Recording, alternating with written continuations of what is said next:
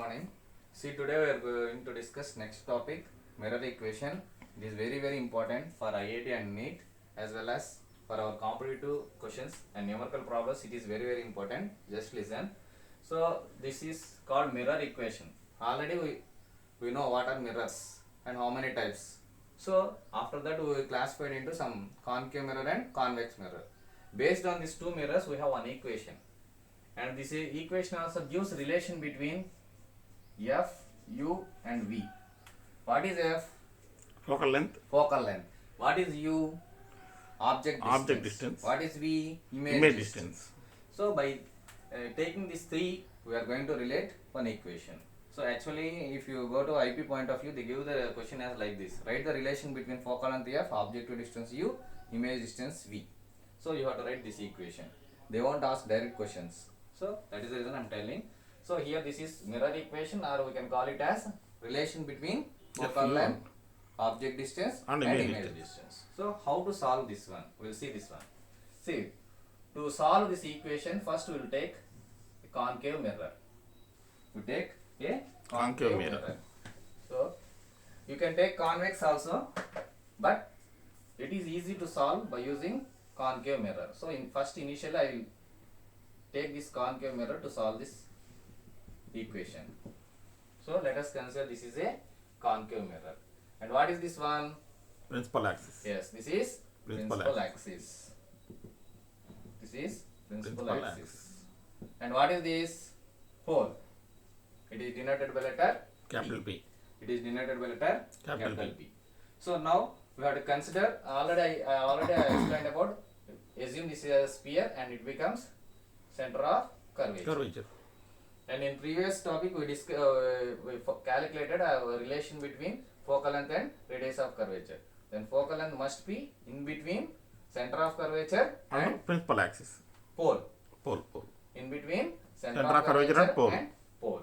So this is principal focus. So already we given notations from P to F. What is this one called? Focal length.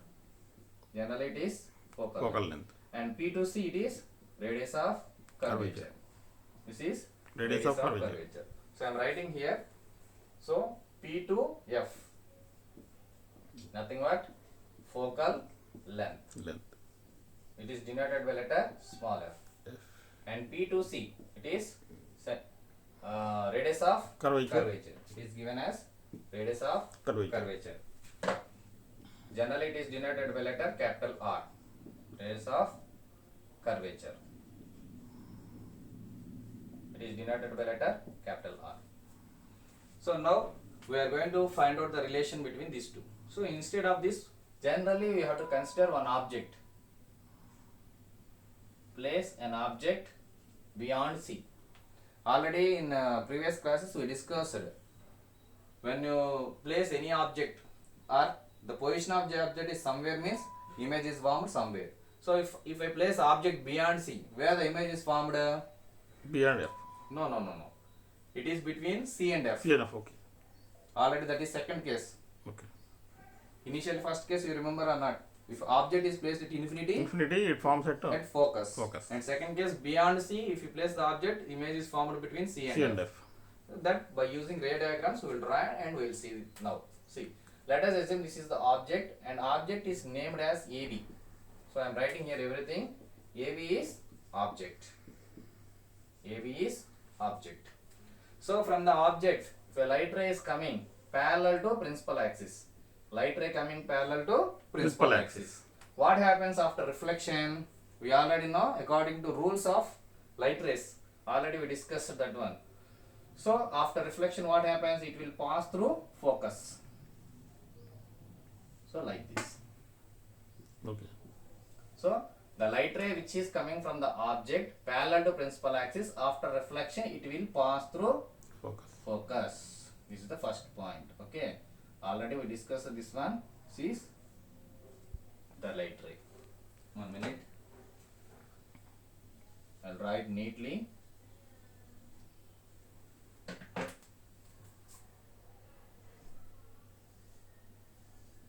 Okay.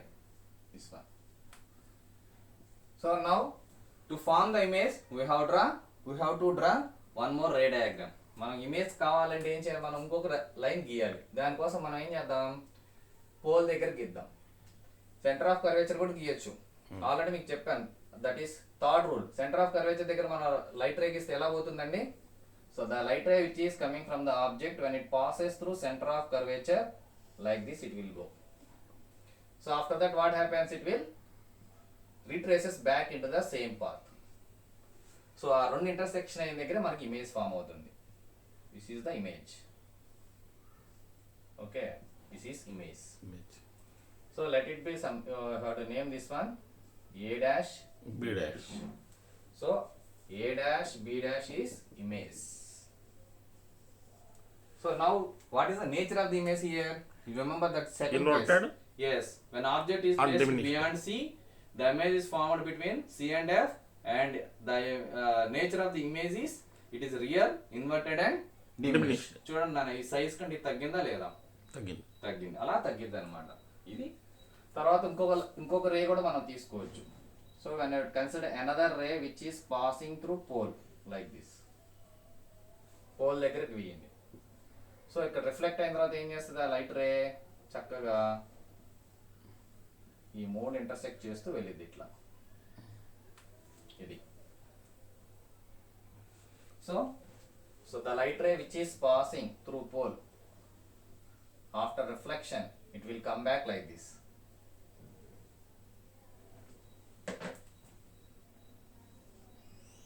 ఇది. So this is focus. So ఇది incident angle అవుతుంది, ఇది reflected angle అవుతుంది. So ఇట్లా మనం ఒక diagram గీసుకోవాలి. So let us assume ఈ పాయింట్ సమ్ ఏ అనుకోండి, ఈ పాయింట్ ఎలాగో పి అనుకున్నాము. సో ఇక్కడ A dash B dash. So దీన్ని యూస్ చేసుకుంటూ ఇప్పుడు మనం ఆ ఈక్వేషన్ డిరైవ్ చేసుకుంటాం. సో దాన్ని డిరైవ్ చేసే ముందు we have to consider the triangles. For example ఇప్పుడు చూడండి, అనే డయాగ్రామ్లో ఏబిసి అనేది ఒక right angle triangle. So let us consider right angle triangles ABC. Diagram clear కదా? చూడండి ఇప్పుడు ఎలా డిరైవ్ చేస్తాం అనేది ఇప్పుడు చెప్తాను. ఏబిసి అనే ఒక రైట్ యాంగిల్ ట్రయాంగిల్, అలాగే ఇక్కడ A dash B dash C are similar triangles అంటారు వీటిని. A dash B dash C అంటే ఇది అన్నమాట. ఈ ట్రయాంగిల్, ఈ ట్రయాంగిల్, ఇవి సిమిలర్ ట్రయాంగిల్స్ అంటారు మీకు మ్యాథ్స్ లో. సో ఈ రెండు సిమిలర్ ట్రయాంగిల్స్ తీసుకోవాలి.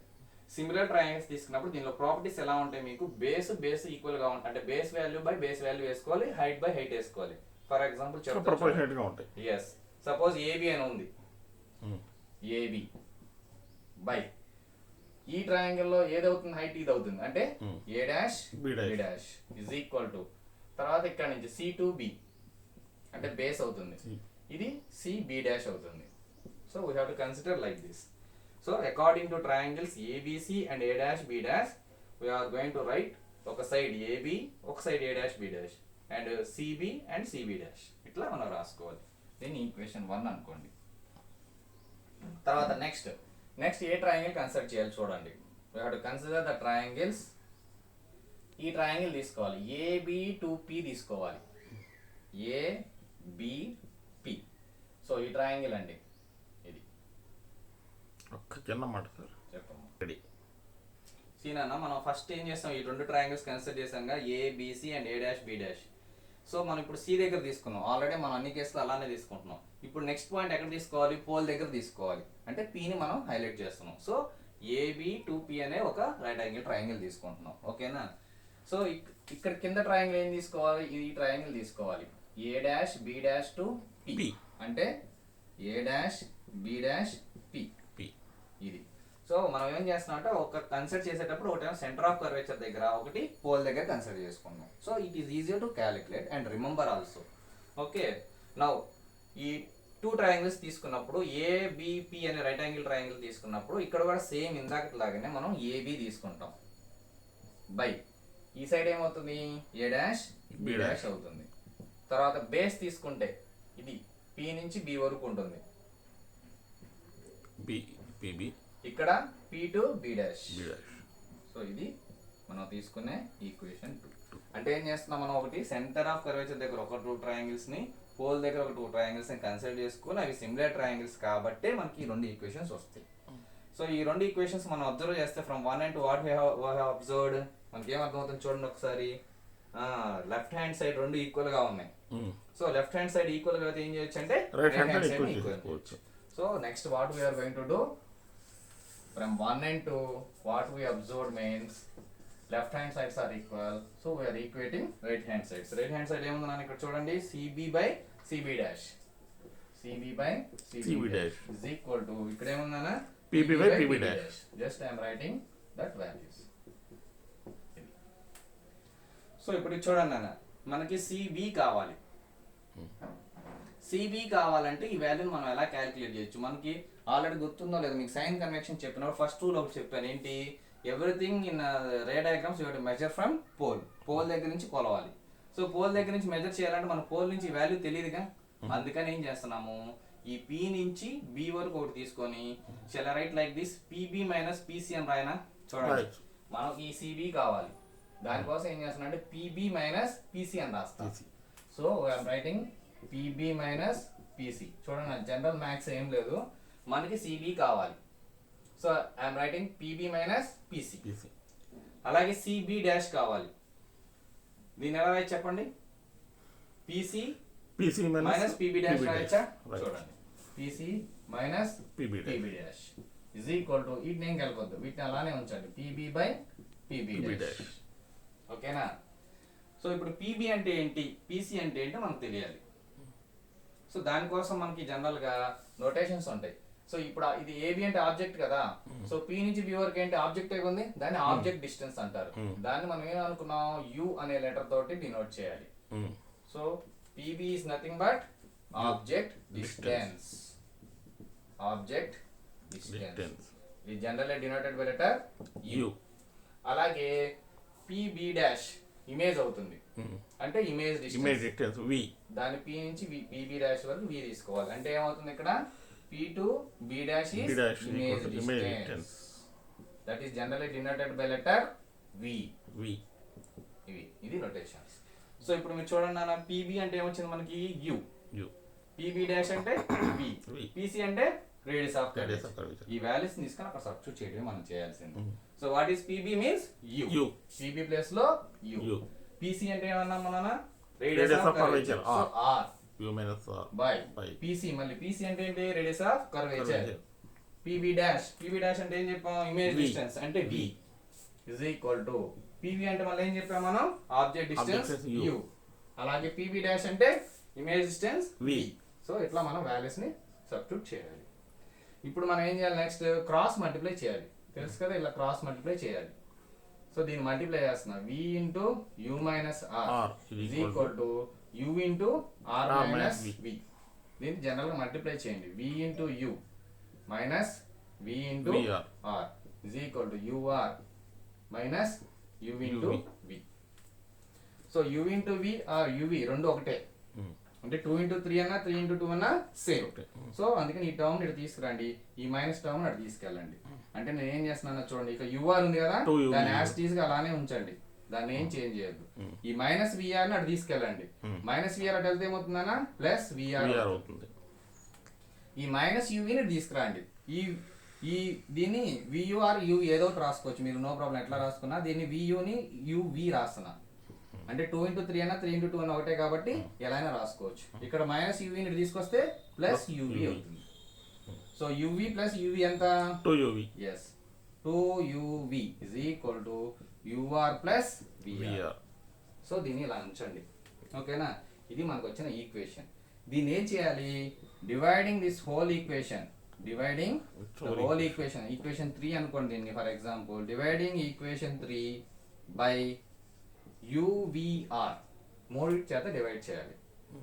సో ఇప్పుడు ఇదేమవుతుంది, 2 into UV by UVR is equal to, ఇటు కూడా ఏం చేస్తారు, UR ప్లస్ VR కదా, బై UVR బై UVR రాసుకోవచ్చు. అంటే ఏం చేస్తున్నాం మనం, left hand side right hand side కింద ఒక టర్మ్ బట్టి డివైడ్ చేస్తున్నాం, చేయటం వల్ల ఏం ప్రాబ్లం ఉండదు, ఇది మనం క్యాన్సిల్ చేసుకోవచ్చు. ఇప్పుడు ఇక్కడ U క్యాన్సిల్, ఇక్కడ V క్యాన్సిల్, ఇక్కడ U క్యాన్సిల్, ఇక్కడ R క్యాన్సిల్. ఇక్కడ మనకి ఏముందన్న R R cancel V cancel మిగిలిన రాయండి. ఇక్కడ ఏమొస్తుంది 2/r is equal to 1/v plus 1/u వచ్చింది. సో 2/r అంటే ఏంటి గుర్తుందా? నేను ఈక్వేషన్ చెప్పాను, relation between focal length and radius of curvature. Focal length is equal to r/2 గుర్తుందా? నిన్న రిలేషన్ మనం సాల్వ్ చేసాం. Relation between f and r. ఇక్కడ 2/r ఉంది, దాన్ని రివర్స్ చేయండి. అప్పుడు ఏమవుతుంది 2/r is equal to 1/f అవుతుంది. So shall I write like this, 1/f is equal to 1/v plus 1/u. This is the relation. ఇదే మిర్రర్ ఈక్వేషన్ అంటారు. C చూడండి అన్న, మీకు ఇక్కడ యూవీఆర్ తోని డివైడ్ చేయాలని ఒక డౌట్ వస్తుంది. అది మీరు ఎలా గుర్తుపెట్టుకోవాలంటే చూడండి, థర్డ్ ఈక్వేషన్ కదా, దీనిలో మనకు 3 టర్మ్స్ ఉన్నాయి, యూవీఆర్ అనే 3 టర్మ్స్ ఉన్నాయి. ఆ మూడింటితో డివైడ్ చేస్తున్నాను గుర్తుపెట్టుకోండి. సో మీకు ఈజీగా సొల్యూషన్ దొరికిపోతుంది. అంటే థర్డ్ ఈక్వేషన్ ని 3 టర్మ్స్ తోటి మనం డివైడ్ చేస్తున్నాం. ఆ 3 టర్మ్స్ ఏంటి ఇక్కడ మనకు వచ్చిన ఈక్వేషన్ లోనే ఉంటాయి. అవేంటి యూవీఆర్, వాటితో డివైడ్ చేస్తున్నాను గుర్తుపెట్టుకుంటే ఈ సొల్యూషన్ మీకు ఈజీగా ఉంటుంది, డెరివేషన్. ఓకేనా? సో అట్లా మీరు రాయాలి. ఓకే, ఇక్కడ ఇంకొక మాట ఉంది. జస్ట్ ఏంటంటే ఇక్కడ సైన్ కన్వెక్షన్ కూడా తీసుకోవాలి. సైన్ కన్వెక్షన్ అంటే ఏంటి, మనకి టర్మ్స్ అని ఎట్ సైడ్ అని చూడండి నాన్న ఒకసారి. దీన్ని మనం ఏం చేయాలంటే ఇక్కడ ఆరిజిన్ గా తీసుకొని ఎక్స్ యాక్సిస్ వై యాక్సిస్ గా తీసుకోవాలి. గుర్తుందా? రూల్స్ చెప్పినప్పుడు చెప్పాను. అప్పుడు ఈ ఆబ్జెక్ట్ డిస్టెన్స్ అనేది ఎటువైపు ఉంది, నెగిటివ్ సైడ్ ఉన్నాయి, అంటే -u అవుతుంది. అలాగే ఆబ్జెక్ట్ ఇమేజ్ డిస్టెన్స్ కూడా ఇటే ఉంది, అంటే -v అవుతుంది. అలాగే రేడియస్ ఆఫ్ కర్వేచర్ కూడా ఇటు సైడే ఉంది, అంటే -r. యాక్చువల్ గా మనం ఈ డెరివేషన్ డిరైవ్ చేసేటప్పుడు సైన్ కన్వెక్షన్ కూడా తీసుకోవాలి. సో ఫర్ ఎగ్జాంపుల్ ఇక్కడ మనం సైన్ కన్వెక్షన్ తీసుకున్నాం అనుకోండి, ఏమవుతుంది, ఇక్కడ మైనస్ కామన్ ఇస్తే ఇక్కడ మైనస్ ఉంది, ఆల్రెడీ క్యాన్సిల్ అయిపోతుంది. సో పెద్ద ఈక్వేషన్ ప్రాబ్లం ఉండదు. But while doing the derivation we have to use sign convection. Confirm గా మీరు ప్రాబ్లమ్స్ చేసేటప్పుడు మాత్రం సైన్ కన్వెక్షన్ తీసుకోకపోతే ప్రాబ్లమ్స్ సొల్యూషన్ చేయలేరు. ఇప్పుడు అంటే ఇక్కడ ఏమవుతుందంటే ఇక్కడ మీరు మైనస్ సేమ్ గా ఉన్నాయి కాబట్టి పెద్ద ప్రాబ్లం లేదు. నేను ఇందాక కన్సల్ట్ చేసుకుందాం అనుకున్నాను, కాకపోతే ఇక్కడ ఏమైతుంది, మనకి ఫామ్ లో ఒకటే వస్తుంది కాబట్టి మీకు ప్రాబ్లమే లేదు. ఇక్కడైనా మీరు తీసుకోవచ్చు. ఇక్కడ తీసుకొని మీరు ఆ మైనస్ పెట్టారు అనుకోండి, ఏమవుతుందంటే కన్ఫ్యూజ్ అవుతారు. సో ఆ కన్ఫ్యూజన్ లేకుండా ఉండడం కోసం మీకు ఫైనల్ గా ఇంట్రెస్ట్ చెప్దామని ఆగాను. ఫైనల్ గా ఎందుకు చెప్పాను అంటే మీరు ప్రాబ్లమ్స్ చేసేటప్పుడు కన్ఫామ్ గా సైన్ కన్వెక్షన్ ఫాలో అవ్వాలి వైల్ డూయింగ్ న్యూమరికల్స్. సో ఆ న్యూమరికల్స్ చేసేటప్పుడు చేస్తాం కాబట్టి ఇప్పుడు ఫైనల్గా చెప్తే మీకు క్లియర్గా ఉంటుంది. అంటే డెరివేషన్ వచ్చిన తర్వాత మీరు ఇక్కడ వాల్యూస్ తీసుకొని దాన్ని బట్టి సబ్స్టిట్యూట్ చేసుకున్నా సరిపోతుంది. ఇక్కడ ఆల్రెడీ సబ్స్టిట్యూట్ చేయడం వల్ల మనకు బెనిఫిట్ ఏంటమ్మా అంటే మైనస్ ఎలాగో కామన్ ఇస్తాం, క్యాన్సిల్ అయిపోతుంది, మనకి ఈ ఈక్వేషనే వస్తుంది. So this is the mirror equation, fourth equation. This fourth equation is known as mirror equation. యాక్చువల్గా ఇది కనుక్కుంది గాషియన్, దీన్ని గాషియన్ ఈక్వేషన్ కూడా అంటారు. This is also called as Gaussian equation.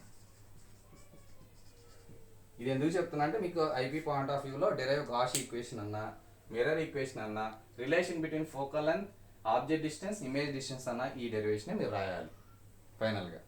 So IP point of వ్యూలో this is also important for 4 marks. ఐఐటీలో కానీ జేఈలో కానీ మనకి నీట్లో కానీ దీని మీద మనకు ప్రాబ్లమ్స్ వస్తాయి. దీన్ని మనం ఎక్స్ప్లెయిన్ చేస్తున్నాం న్యూమరికల్ తీసుకొని.